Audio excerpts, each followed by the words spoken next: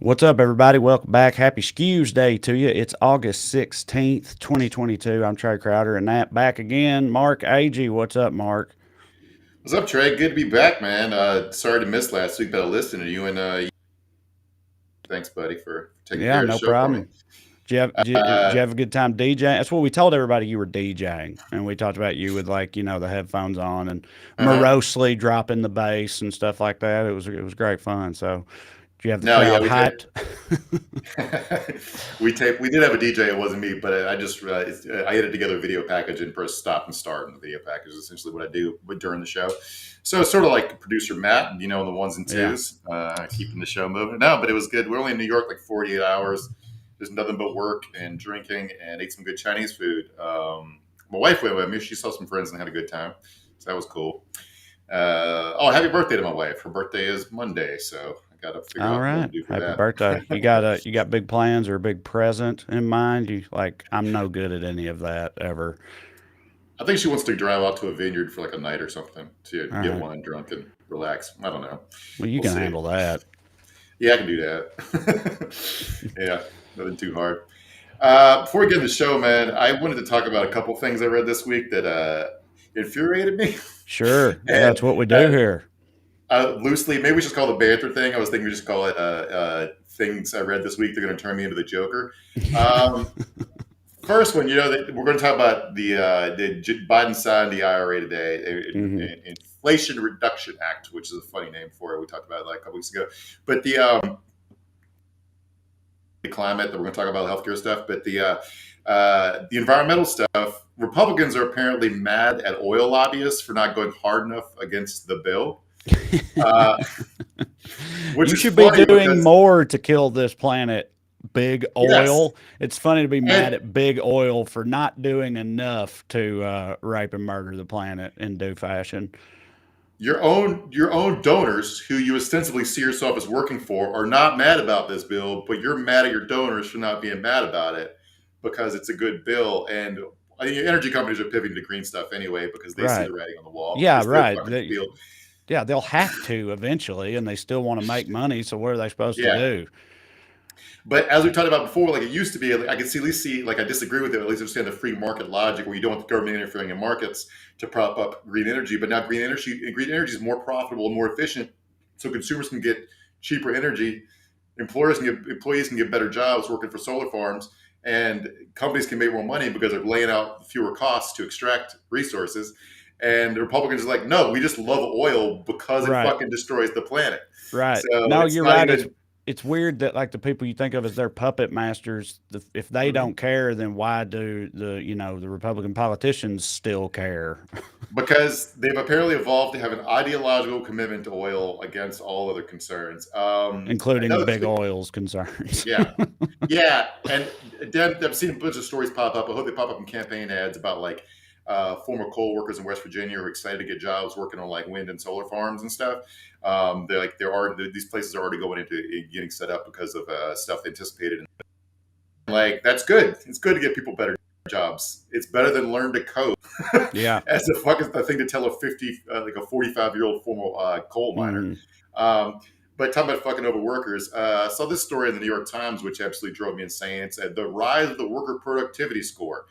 Employers are coming up with different ways to track, like how much you talk to your coworkers and how often you spend going to the bathroom, and including this one. This woman is employed at like a hospice center or like a hospital as like a chaplain to talk to dying patients about their fucking about their feelings about death, and she has to justify her job with metrics. Reverend Margot Richardson in Minneapolis, she's a hospice chaplain. Yeah, I was right. So her employer started requiring her to accrue what it called productivity points, and like so, a visitor to a dying person is only 1 point. Participating in a funeral is 1.75 points. A phone call with grieving relatives is 1/4 point. So dealing with the actual dying person gets you like 40% less points than going to the person's funeral after they're fucking dead. I Right. don't know who devised these metrics, but these are all things that's stupid because like Well, there's lots of stuff that can't be quantified at your job. Like thinking, right? yeah.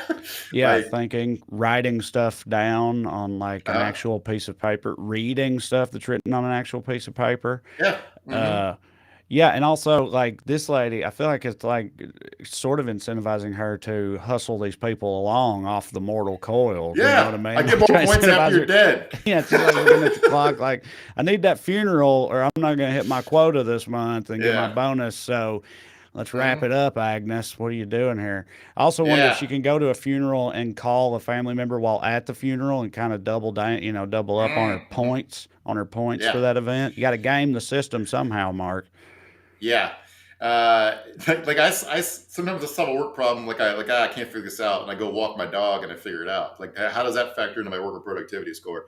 But like people, of course, people are find ways to hack this shit. People are buying devices that jiggle their mouses. Yeah.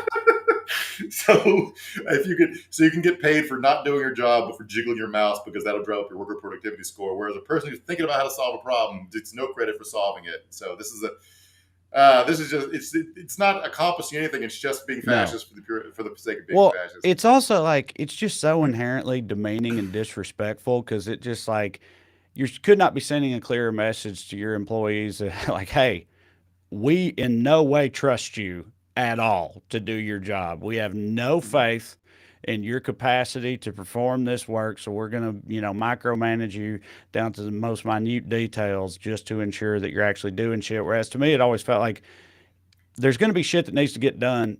If the shit gets done, why give a fuck about any of the rest of it? Like if they get the Yeah, stuff done, who cares if they also dicked off on Reddit for a little while or whatnot? yeah. It's like because it's not just we don't trust the employee to do their job. It's I don't trust myself as your supervisor to judge your work performance.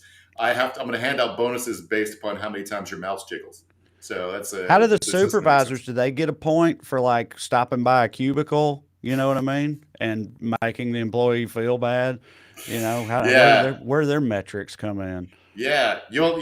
Sorry, Bob, you're not getting promoted because you only said working hard or hardly working 7 times this week, and you barely Yeah. sniffed any intern's hair. Yeah. So there you go. Uh, so this, lastly, the last thing that I read that infuriated lots of stuff that infuriated me, because I'm me. But so Nebraska cops arrested this girl. She's now 18, but she did an at-home abortion. When she was 17, and they found this out because they suspected her of having an abortion, and they went to her and she showed them some proof on her phone that no, I was just talking about having a miscarriage. And they go, oh, there might be more stuff on her phone. So they subpoenaed Facebook and got her private messages to her mom, and her mom both get arrested, and they're charging this girl as an adult for doing an at-home abortion with some stuff they got on the internet. Anyway, so everybody fucking take your shit offline and don't send. I don't know why this girl's communicating through her mom through Facebook messages, but that's another way that Roe is a privacy bill. Like whatever Right. their family dynamic is, whatever custody disputes with their father, it's none of the newspaper's fucking business. No, we shouldn't know any of this shit. So I hate every aspect of this. Um, But did you say yeah, she's being charged with multiple felonies now under those laws? yeah, because This she was at 20. barely 18-year-old. Yeah, she was at 26 weeks, and Nebraska's law is 20 weeks, which, by the way, was their standard before Dobbs. So this case was already in motion before the Dobbs decision, so it would have sucked anyway. Which is why we need a national right to abortion law. Yeah. So anyway, they're really going for it, man. I can't imagine what a cop thinks he's doing his day to day trying to enforce this shit. Yeah. Yeah. So Well, I'm sure we'll that's the get proposal of dumbasses. Yeah. yeah, I'm sure we'll get to plenty of other shit that'll piss us off. But producer Yeah. Matt is with us. This is Weekly Skews. I want to remind you, of course, a couple quick things. Number one, if you would like to see me perform live, you can go to TreyCrowder.com, look at the dates, get some tickets. I'm on a solo tour right now. We're in the process of adding new dates, including some well-read dates, getting the band back together as well. So keep your eyes peeled. TreyCrowder.com. Come and see me. Number two, if you enjoy this program and would like to show your support, you can do so by signing up on Patreon. $5 a month, get you full-length bonus episodes like the one we're going to record later this week. We got some fun stuff in store. We hope you'll consider it.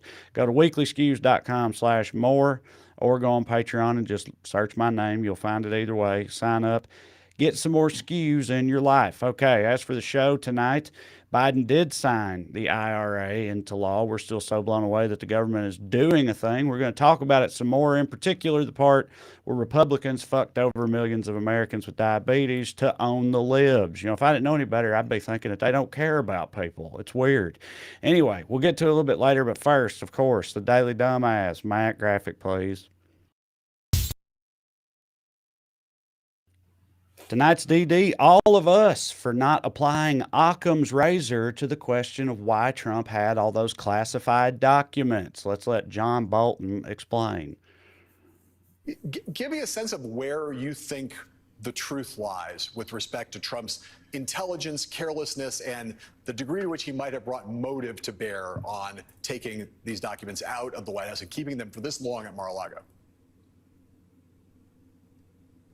Well, it's very hard to speculate on motive other than that he liked cool things. He saw things so he wanted to take them, and he was pretty much able to take them, and not just on classified information matters, on all kinds of things that crossed his desk. Some days he liked to eat a lot of French fries. Some days he took classified documents. He wanted them. Why did he want them? Because he could get them. All right. Give me a sense. Yeah. Nuclear secrets are pretty cool, Mark. It's hard to argue with that. You know, why even be the president if you can't do cool shit like abscond with the nuclear codes and whatever else he had in there? But I like that French fries line. Listen, some days he hammers French fries. Other days he takes classified documents. It's just kind of what you get with this guy. Yeah, I like that at least we've taken John Bolton out of the field of trying to start stupid wars and have employed him in the field of showing up on cable news 3 times a week to call Donald Trump a fat dumbass. So that hits for me. But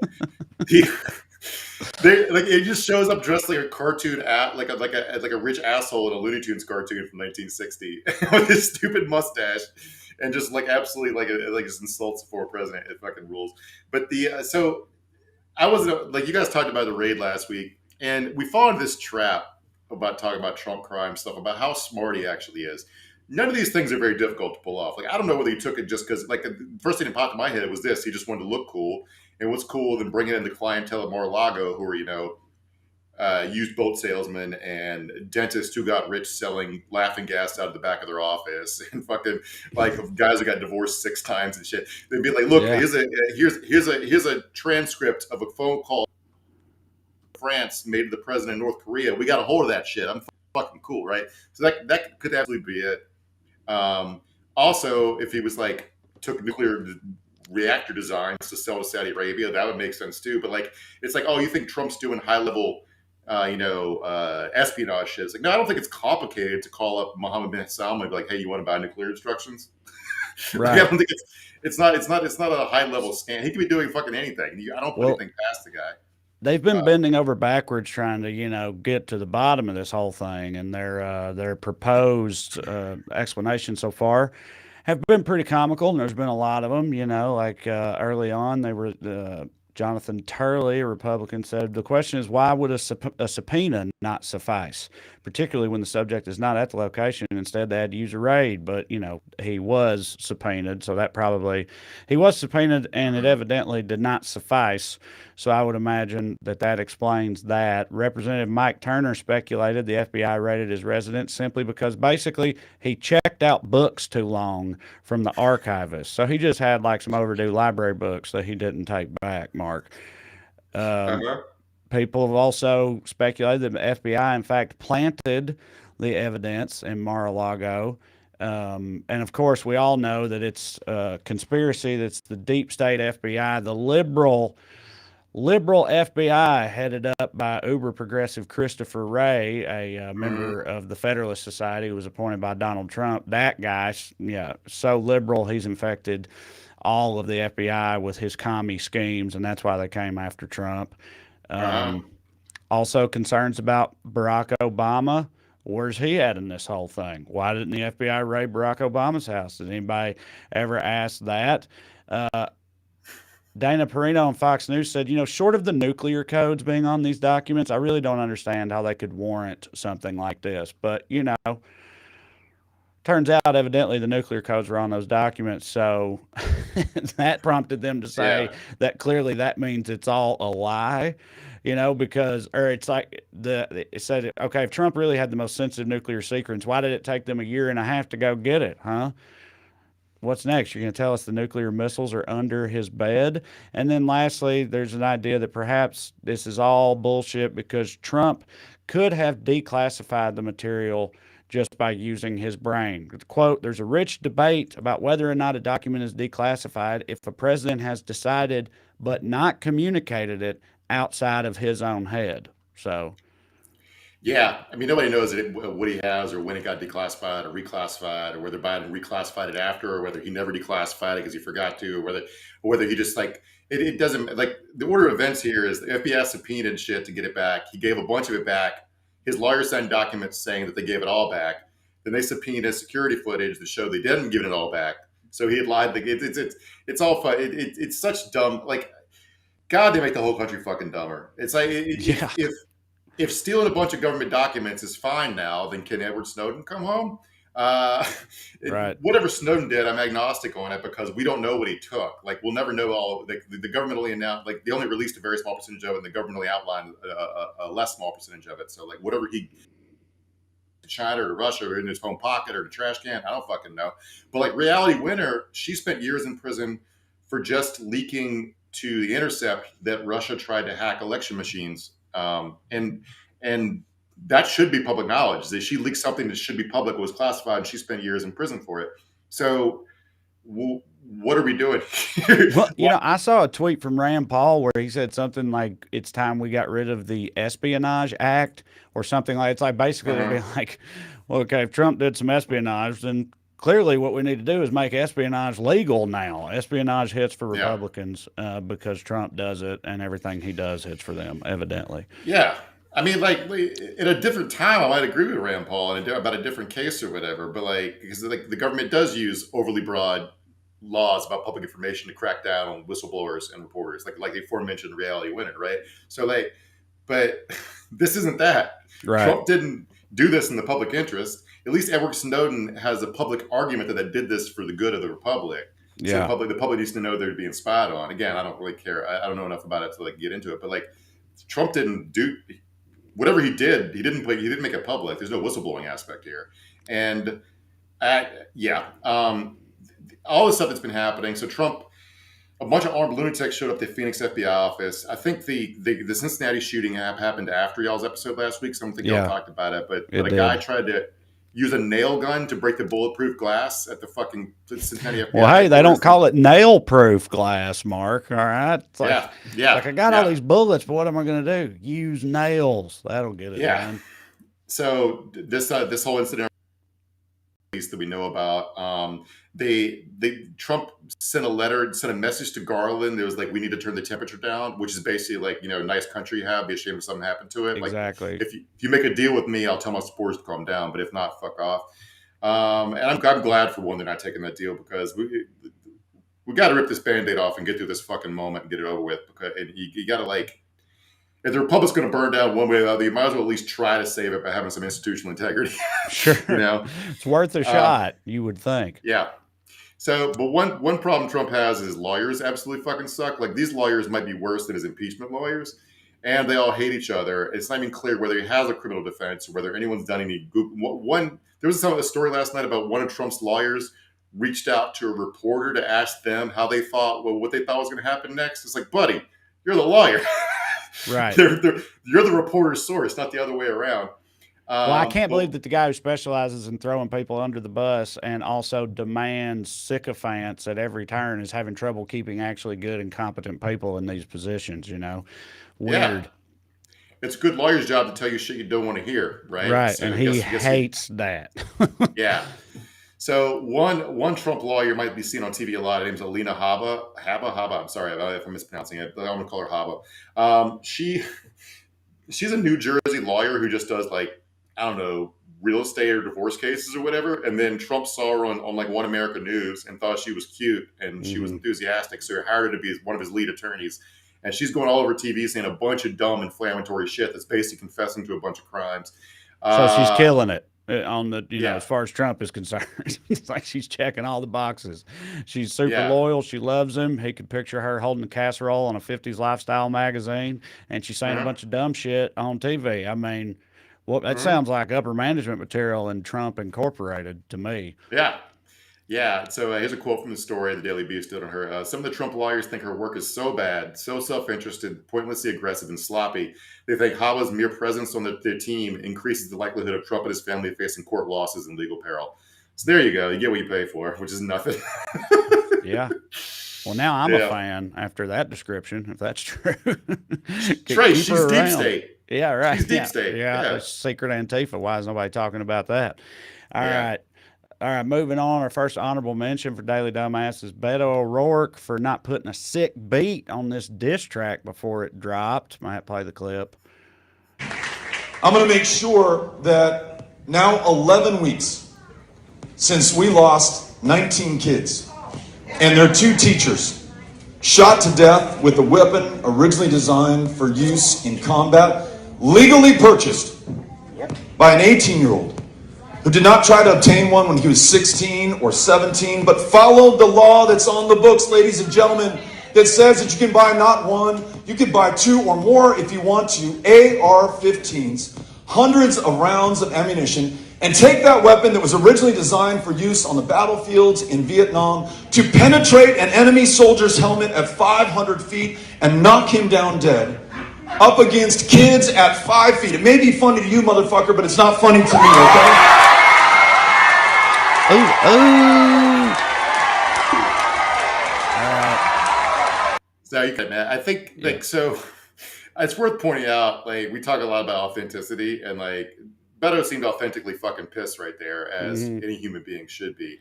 Well, I feel like that's the thing. That's the thing about a guy. Politicians. We all know how they're supposed to be and how they're supposed to talk. So for him dropping a motherfucker, in anger, authenticity is like, that's what you get from that. You know what I mean? It feels authentic when something like that happens because of the way that they normally act. I wish politicians said fuck more among a myriad other curse words. I think it would improve. Or I don't know if that's what a divided country needs, is them deciding to cuss more. But I don't know. I'd be into it. You can be authentically angry about shit that regular people are authentically angry about without cursing. But like I would want to say motherfucker in that moment. But like in the context, like I read a think piece today about, like, I don't know if you follow the Dr. Oz, John Fetterman stuff, but like Oz put out, like, we didn't do it on Dumbass because the video is actually months old, and why it went viral again yesterday. But it's Oz shopping for produce. He in some Pennsylvania grocery store. He gets the name of the grocery store wrong. Wegmans. It's Wegmans, right? And he calls it like Wagner's or something like that. Well, he met, like, Regner's is the one he was in. Wegmans is another chain that's more high end, and he mixed the 2 names together. Oh, okay, all right. I think is what happened. I haven't spent much time in Pennsylvania, so don't get mad at me if I got that wrong, Granite State folk.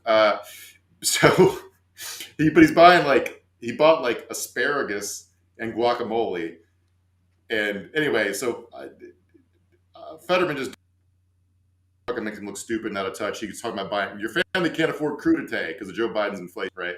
So, but it's like the author is making the point that when you talk about how scary Republicans are, it might not land very well because, one, the other side, they like being scary. They see themselves as the empire, right? Right. But everybody hates dumb, out-of-touch dickheads. So it just roasts them for being clowns, like stupid, out-of-touch clowns. It might be more effective. And I think Beto tapped onto some real anger here. Yeah, there's Fetterman with his vegetable tray making fun of Oz for not being able to put together crudité. But the Beto thing got people clutching pearls and maybe wonder what century they're from. Like this, NPR wrote this piece, and I want to read from it. Some writer from, writing for Women's Quarterly in 1946 said, O'Rourke quickly spun around and pointed at the heckler and said, it may be funny to you, motherfucker, but it's not funny to me. And they bleeped out motherfucker in the article.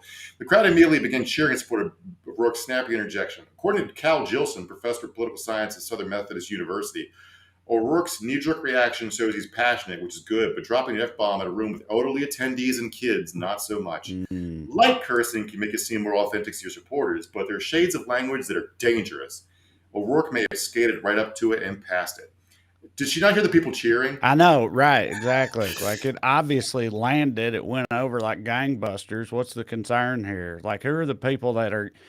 I could buy that argument maybe from the other side, just because I think of like ultra Christian mammal types or whatever who don't like to hear that kind of language. But I just, I'm sure we got a few, prudish mammals on our team too. But I just feel like it's, less of a concern generally. Yeah. I mean, I just can't give a fuck. No. And also, I like the advice about how like you should do light cursing. It's like, yeah, because nothing. You know what's something more authentic is if you called him a dingus or Duke Right. Ball. Yeah. Listen here, mother Oh, fricker. Yeah. What's it all they right. say on the TV version of Die Hard? Yippee-o-ki-yay, Mr. Melon Falcon. farmer, I think. Or Something is like it that. Yeah. I think Samuel L. Jackson, Snakes on Planes. It's like, I've had it with these Monday to Friday snakes and this melon farming plane or something like that. I don't know. Anyway, it's always fun. What the fruit is going on here? All right. Yeah. Next up, and we got some more dumbasses. Let's we'll get through them a little more quickly because I want to show some of these, especially this one. Our next honorable mention: this lady's hat for not being big enough to get her point across. I just want to talk about her hat. Democrats are weaponizing the FBI, and it has to stop. The FBI is not here to weaponize against another president. It never has happened before. They should go after things that are clearly a violation, meaning the Hunter laptop, which they don't even have to investigate. All right, I think that's enough. I did want to hear some of her talking because of how seriously she's talking, Yes. juxtaposed with the hat, and also what accent is that? Is that German or something? Some Northern or Eastern European, I don't know, something Yeah. like that. But if you're listening to the podcast feed, she's wearing a giant foam MAGA hat. It's like the size of the hood of a car. Yeah. I don't know if you saw the story. It's a nonstop vigil of MAGA supporters outside of since the FBI raid, and they had to hang a sign up saying there's no public bathroom access because they don't want the dirty pores taking a shit in the Mar-a-Lago bathrooms, even though they're there to keep the big guy out of prison. That's gross. Can't have pores inside that place. Trashing it all up. Keep them outside where that's where they're useful to him, is outside of, where he actually be. That's where he likes to keep them. All right. Do you want to skip to the segment now, or you do one more? Well, let's do two more real quick. Matt, it's just going to be screen grabs, I think. I did want to talk about this one. Honorable mention: babies for not knowing they can restart their moms by unplugging their umbilical cords and plugging them back in again. Kamala Harris got dealt with on Twitter by this guy when she tweeted about a woman's right to choose and bodily autonomy, and then a Salt Lake County council member named Dave Alvord let her know. He said, "The baby is not part of the body of a woman. The umbilical cord and placenta do not directly connect to the woman. The baby floats inside the woman. It's not about the woman's body. It's to kill and then remove the baby's body. It's done in greater proportion to black babies," he also said at the end. They love to throw that one in there too. Yeah, you love getting But that yeah. in. Yeah, do you I'm know that not all the that stuff racist. that You're she the real grew racist. inside of her body and with her body and all that? None of that really counts as being part of a woman. Yeah, you remember that famous like Quora question? How was Babby formed? Yeah. Reminds me of that. Yeah. This is like, it's so fucking dumb. And not only did he not delete it after getting little newspaper articles written, is he went back on Twitter and wrote a whole thread about how actually he's right. People are missing the point. And I just want to say, these guys' commitment to the bit is amazing. They never break kayfabe. It's like they will not learn how a woman's body works, and you can't tell them. No, they refuse. Yeah, well, that goes against the Lord and whatnot, I think, Mark. I'm a little rusty on the Bible, but this dude's from Utah. It's probably the Mormon Lord in particular telling him what to think. But either way, he's on some dumb shit. Okay, and I also wanted to do the last one there, Matt, because I always like to feature her whenever possible. Lauren Boebert.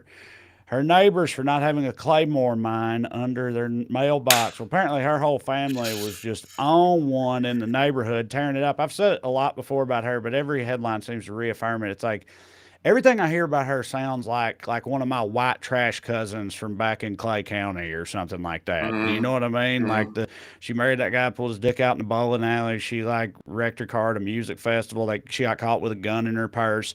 And now this week, her kids were raising hell in a fucking dune buggy all around the neighborhood and got the cops called. So her husband showed his ass. It's just all so whiskey tango, which, hey, far be it for me to cast aspersions on people of that persuasion. But I just, when you're this particular one in the halls of Congress, it's noteworthy. Yeah, so the neighbor called 911 and nothing happened. We'll get to the nothing happened in part because the sheriff's department seems to be in Boebert's pocket. We'll come back to that in a second. So evening of August 4th, a neighbor flagged down one of Boebert's sons and asked him to stop speeding up and down the street in a dune buggy. He said, quote, he's going like 50 miles an hour and this is a residential lane. There's kids. We tried to stop him. He just freaking cussed and left. It's the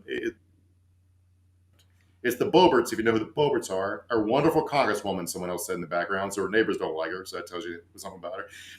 And by the time the second neighbor called 911, deputies still hadn't arrived. During that call, Jason Boebert reportedly began to run his second neighbor's mailbox over in a truck. So he went and got his truck and came back just to run over their fucking mailbox. And that's her husband, Jason, or is this still the kid? It's the husband, right? So the husband gets involved. I'll take care of it. Go run her ass's mailbox over. How about that? These people got some balls also, getting in this kid's face because they know he's got a gun on him. Anybody that's ever seen pictures of Lauren Boebert's kids knows that they're strapped to the nines, even on Christmas morning, especially on Christmas morning, matter of fact. And as long as nobody got shot, I guess they should count themselves lucky dealing with these fucking lunatics. I just want to flag this for a sec because we talked about it before, but there's no bigger sign of it's the Republican Party symbol in 2022 should not be an elephant. It should be someone getting in a violent yard-based dispute. These guys love a yard dispute. It's like it's something like really. It's like this whole promise of America. It's not just the man. Every man has his own castle or whatever. It's like they literally. They're all little feudal lords, and you can't fuck with their shit. Like asking your son not to run over their kids with a dune buggy is like fuck you. You can't tell me what to do. I run this joint. So they call the sheriff. Sheriff sends a deputy out. Nothing happens, even though there's a broken mailbox. Imagine that. And an underage kid drunk driving a dune buggy at excessive speeds, and the sheriff's just a dispute among neighbors who left them to settle it among themselves.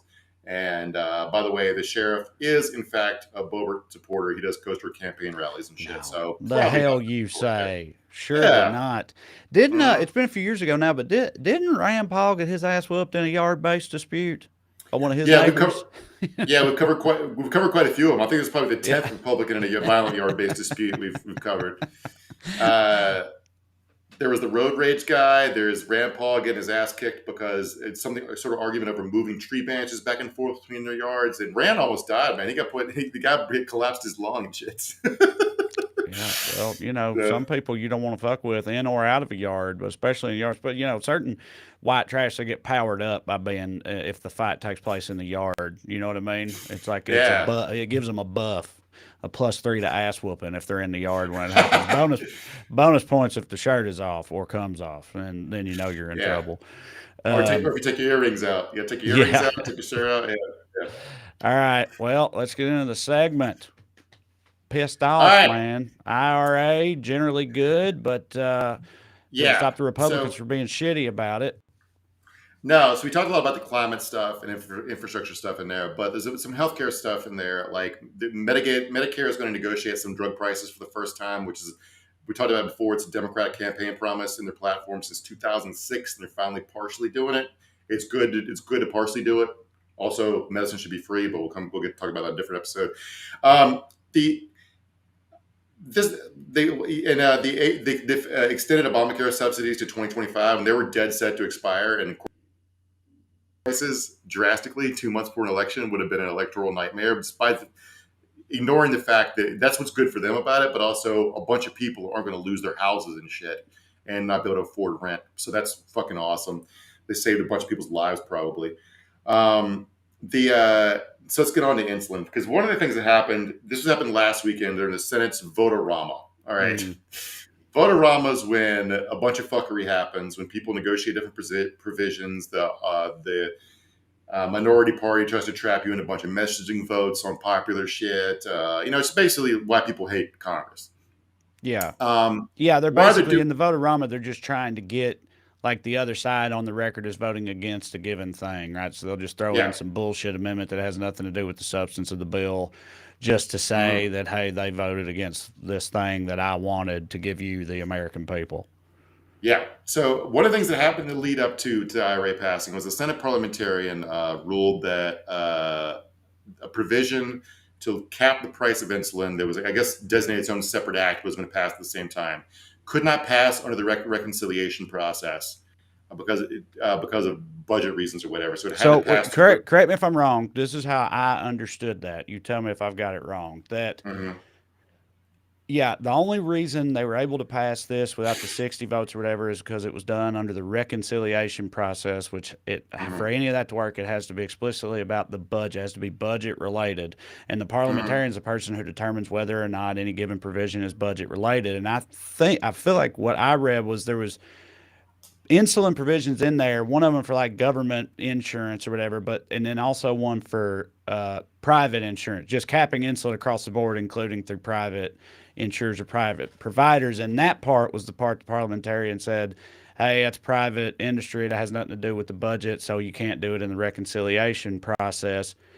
But they could have had an amendment to do so, but an amendment needs 60 votes, and it got 57. 43 Republicans voted against capping insulin at $35 a month or a dose or however a month, I think. Anyway, and kept it from happening. Is that correct? Yeah. That's how the process works? Yeah, that's my top line understanding of it. Again, I'm no Senate parliamentary procedure expert, but that sounds about right. It got 57 votes, so 7 Republicans voted for it. So what that means, 43 Republicans voted to keep insulin prohibitively expensive when people need it to live. Cinnamon did get her $14 billion private equity tax break after the vote-a-rama, which means if you're keeping track, this is how the Senate works. It's a dumbass institution where it takes 51 votes to protect private equity from taxation, but 57 votes aren't enough to ensure that diabetics have affordable insulin. What I don't even really, I mean, I know you could say this about so many of their things, and it just comes down to like, because fuck them, that's why, is how the Republicans feel about a lot of this. But like, I mean, they got 7 Republicans to vote with them on it, because what's the thought process behind, saying no to this? Because it's not like you're saying I'm going to use your taxes to pay for some poor dumb motherfucker's insulin, and that ain't fair. It's like we're just capping the amount of money that the companies can charge for it. It's not about you having to pay for somebody else's. So like, who on earth would actually oppose that? Any actual constituent outside of somebody who works for Big Pharma? You know what I mean? Like, well, why? I'll give you their argument, and then later on we'll get to why it's worth shit. All right. So, but their argument, the typical libertarian economic argument or right-wing economic argument, is that price controls lead to shortages because there's less incentive to make and sell the product, and that the price is going to be set by competition, because there is no competition in this field, and that if you cut off this company's access to profit, they're not going to funnel that money back into research and development, which there is no research and development on new insulin, at least none that needs to be done, which we'll get to in a minute.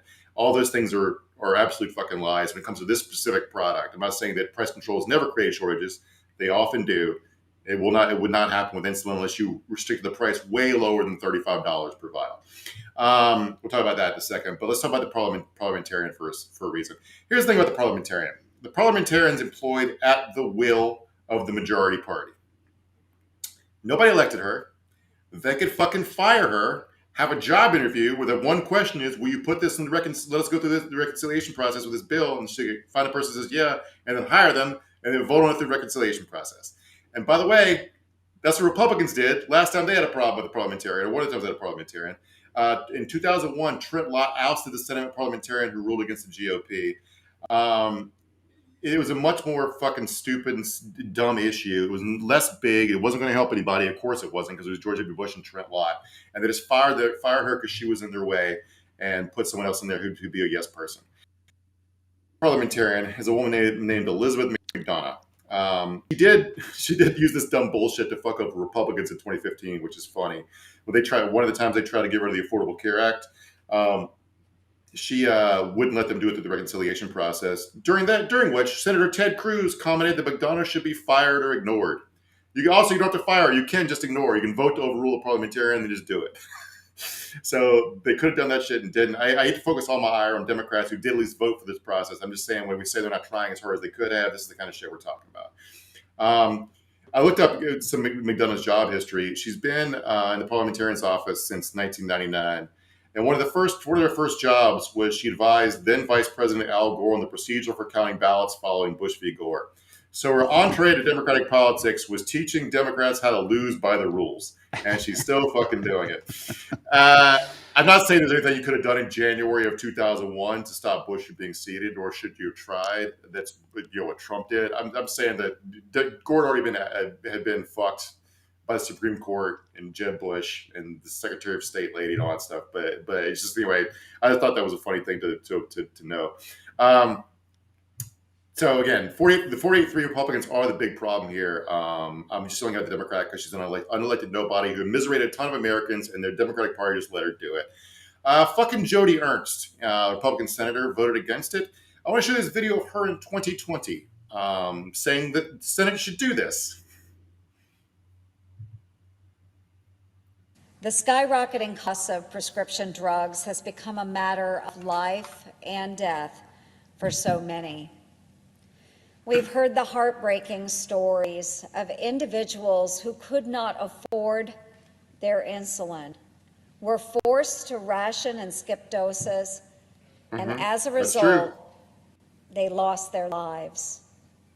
I remember quite vividly a conversation I had with an Iowa mother explaining how she lost her son, who as a young man was rationing his insulin because he Fuck you. Cut it off, Matt. To do more. Yeah. So that's her arguing you do something about insulin prices and then voting against this specific bill. I don't know what her specific objections or whether she had some sort of specific thing that about this bill that bugged her. But one thing to know is her own brother and sister take insulin.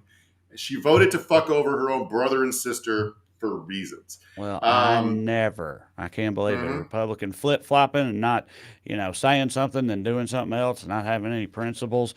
Shit is wild. But it is, of course, it all checks out. But that is a particularly egregious case. That's why you have highlighted it. But yeah, has it in her own family, but also has taken to the Senate floor herself to argue that this exact thing should have happened and then voted against it happening when given the opportunity. It's yeah.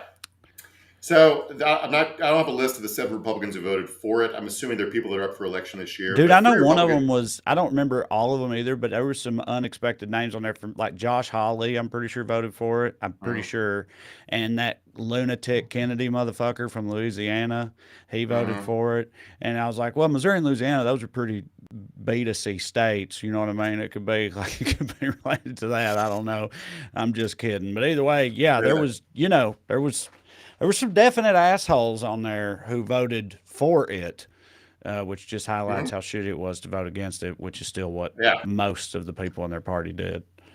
So 3 guys voted against it. Republicans are up for election this year. 3 at least. I saw these 3. Ron Johnson, Tim Scott, Marco Rubio. Rubio's fucking beatable. So is Johnson. So fucking go get him if you live in those states.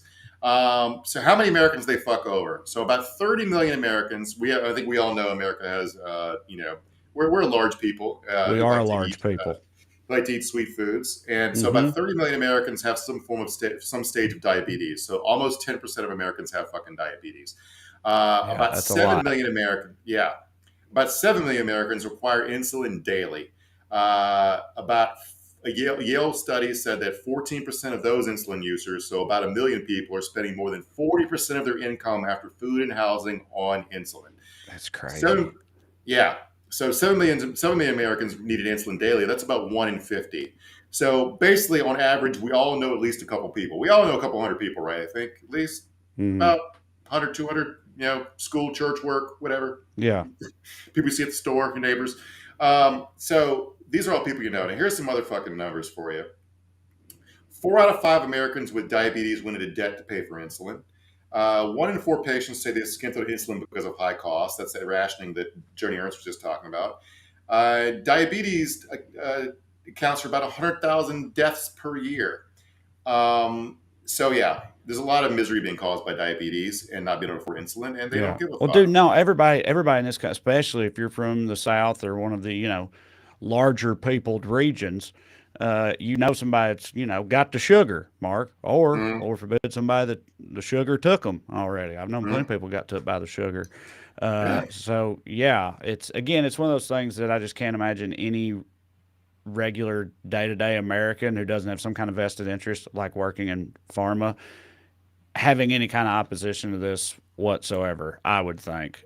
Just money for big pharma, buddy. That's just money for big pharma, and because insulin is a essentially cost-free revenue stream for the three companies that make it, which we're going to talk about in a second. But their money, but it's just money in politics. So the above, what we just talked about for the last few minutes is how insulin explains our broken, sclerotic fucking politics. Now let's talk about how insulin explains big pharma, because insulin's pricing is a huge goddamn scam. One thing to know is insulin costs about $10 a vial to make, but it sells for about $100 to $300 per vial. It's even more expensive on resale groups and Facebook and shit, because what people will do is they'll ration their own insulin, sell some of it on Facebook at a huge Dude. markup to be able to afford more of their own insulin so they don't have to ration. So dystopian, man. Yeah. That shit is wild. Yeah. The cost of insulin for patients, this is one study I found, ranges from $350 to about $1,000 a month. $12,000 a fucking year to stay alive. And that's for patients with insurance. It says the cost of insulin for patients with insurance up to $1,000 a month. It's insane. Yeah, I forgot that part. And by the way, like I saw a bunch of numbers, different places, and I'm assuming it's because our broken healthcare system. Things get charged differently in different regions. Different healthcare plans cover different stuff, and so if my numbers sound off, less for your insulin or more, I don't know, because I saw those are just the numbers I got, top line numbers I got from various sources. So this insulin was invented. I'm gonna put invented in air quotes because insulin's a naturally occurring bodily hormone. We're talking about as fake insulin that you inject. It's invented by a Canadian guy named Frederick Banting. He made it in 1923. So it's basically the same insulin we use now was made by a guy in 1923. He probably rode a big wheel bicycle at work. This guy was a cool dude. He refused to put his name on the patent. He thought it was unethical for a doctor to profit from a discovery that would save lives. That's hilarious in today's context. I know, dude. Imagine that now. It's that's truly something. I just imagine the effusive guffawing and laughter from a pharmaceutical boardroom at the very notion that something that saves lives should be not profited from. Banting and his two co-inventors sold the insulin patent to the University of Toronto for $1. That's the R&D that went into insulin. These guys did it on their own, sold the patent to the University of Toronto for $1. They wanted everyone who needed their medication to be able to afford it. Anyway, being on a patent, a naturally occurring hormone, is a crazy fucking thing to me. It'd be like if you could patent kittens or something. Like, what are we doing here? So taking something that you acquired for free and selling it at an absurd markup is a straightforward ripoff. You know what I'm saying? There's no bigger scale. And again, there's no R&D here. This was invented in 1923. They do update their patents, but that's only because patents expire if you don't tweak the formula every few years. They barely alter the formula for their insulin so they can get a new patent so that it doesn't expire and people can sell generics of it or whatever. Yeah. So there's a quote from an expert in this article from the Insulin Racket. We're not even talking about rising prices for better products here, she said. I want to make it clear that we're talking about rising prices for the same product. There's nothing that's changed about Humalog. It's the same insulin that's just gone up in price and now costs 10 times more. It's gone up 10 times more since like 2005. Yeah. What these guys basically did was saw what Martin Shkreli did with that children cancer drug and be like, we can definitely do that just slightly slower so people don't riot. And you've seen the fucking dark Biden memes all over the internet with the laser eyes. People stole from the alt-right and think it's cool now because Biden's doing base shit. Yeah. Biden, if you want to be truly based, break the patent. Let's have generic insulin because they don't need R&D money to make new stuff. They're just taking something they bought for free, they make for $10, and they sell it for $100. if you want to make the argument that they wouldn't make insulin if they could only sell it for 35, someone will get in that business to make a 350% profit. That is plenty of profit. No one's leaving that market because they can only sell for 35, what costs 10 to make. Yeah. I've always said we are the true arbiters of what is and is not based on this show. You and I, we're experts in based-dom, and I agree that would be based, Mark. And I like based stuff. Yeah, no, this is why you fucking need regulations. You know what I mean? Because I don't know how many more times these like corporations and industries and stuff need to explicitly prove that they do not give a fuck about anything other than the bottom line and will run you smooth over in the process of reaching it. No one they won't fuck over unless you keep them from being able to do so legally with regulations and shit. If that's big government, then give me some big government. If that's what we're talking about, I don't give a fuck. It's not big government. Like capitalism is a government system. It needs regulation to function. Right. Like society sets the rules for how things should run. That's not like, it's not big government to be like, yeah, this is absurd. We should fucking stop this. Like murder for hire, laws outlawing that, or government regulation. Right. A purely free market, I will be able to pay someone to kill you, Trey. that is, it's not big government stopping me. I mean, I don't want to. It's not just the big government stopping me, but yeah. Matt, you can go ahead and find some comments and stuff, questions and comments, throw them up there, but go ahead, Mark. As we turn to the comments, so Alex Jones's bankruptcy trial started. Yeah. And he had some obviously chicanery shit. Like he said, oh, we need to free up more money. Yeah, it costs $10 a month in Australia. It doesn't cost more to make in Australia. It's also, well, I don't think this came up, but I saw in one of those articles, America, I don't have these numbers right, but it's something to the effect of America accounts for like 10% of the world's insulin users and like over 50% of the world's insulin revenues. So like we're the only place that's price gouging fucking insulin in the first world, at least. So not that any of that is surprising. Lena Marie says in Norway, insulin is free. All medications that are necessary to uphold life are free. Any chronic condition requiring medication, that medicine is free. Other medications we might pay a tiny portion of. Yeah, well, couldn't be us. I enjoyed the Skews international correspondents dunking all over. We know we fucking suck about healthcare, guys. I read the stories. We might have talked about this before, but like just because the Better Call Saul finale was last night, I remember reading some explainers from foreign people about stuff they didn't understand on American culture, and like neither Breaking Bad nor Better Call Saul makes any sense to them because they don't understand why a guy would have to sell meth to pay for his cancer treatments. They understand why there's a personal injury attorney. What the fuck reject the premise. Yeah, that's funny. If you slip and fall in a store, you don't sue the store. You just go to the doctor and he fixes your leg. There's no fucking cost to sue. Why are you suing a guy with a fake neck brace? That's funny. I never thought about that or seen that pointed out, but yeah, that's funny. Yeah, we something else. Anyway, Alex Jones. Yeah, his whole thing has been wild and comical, as is customary for him. So he went and said they needed to free up more money because InfoWars had a surge in orders for people trying to financially support them after the verdict last week, and I'm sure that's true. But he was saying that they needed to free up money to pay outside vendors to ship this product. So money's not for them. We just need to say the outside vendors. One of the outside vendors is a brand new LLC. I don't know who owns it, but it's operating in Alex Jones's warehouse with Alex Jones' former employees running it.